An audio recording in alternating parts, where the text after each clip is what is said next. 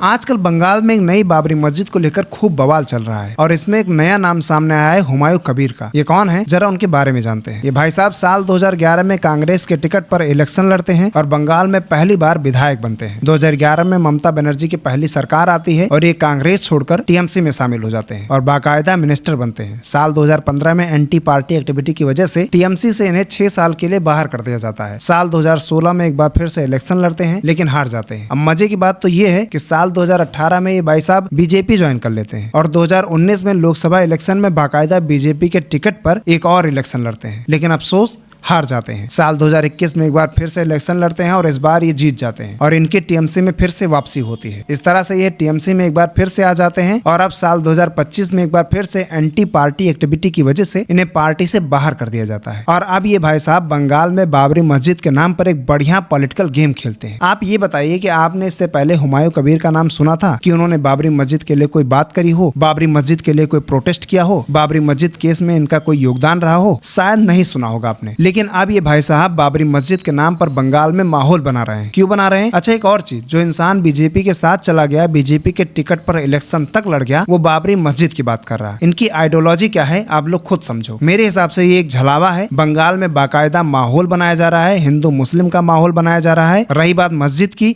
बाबरी मस्जिद हो कोई और मस्जिद हो, मस्जिद बनाना ये अलग चीज है, लेकिन ये पॉलिटिकल मस्जिद बनाना, पॉलिटिकल माहौल बनाना ये अलग चीज है। हैरत की बात तो देखिए कि इसमें 2 लाख लोग पहुंच गए। मतलब भाई साहब आप लोगों की अकल कहां चली गई? आपको सोचना चाहिए था कि आपको लीड कौन कर रहा है, आप किसके पीछे खड़े हो रहे हैं, जिसकी कोई आइडियोलॉजी ही नहीं है, जो कभी किसी पार्टी में कभी किसी पार्टी में, आप उसके पीछे भाग रहे हो। कल को वो आपको छोड़कर भाग जाएगा, आपके ऊपर केस होंगे, आप जेल जाओगे, ये किसी और पार्टी में चला जाएगा, एक बार फिर से विधायक बनेगा, मंत्री बनेगा, इसका पॉलिटिकल करियर सेट हो जाएगा, लेकिन आपकी जिंदगी बर्बाद हो जाएगी। और इस बात को आप जितना जल्दी समझ जाएं आपके लिए बहुत ही अच्छा होगा। सीधा सीधा आप इस्तेमाल हो रहे हैं। हुमायूं कबीर जो है ना भाई, उसकी कोई आइडियोलॉजी ही नहीं है, बस विशुद्ध नेता है और ये सिर्फ और सिर्फ पॉलिटिक्स खेल रहा है, इससे ज्यादा और कुछ भी नहीं।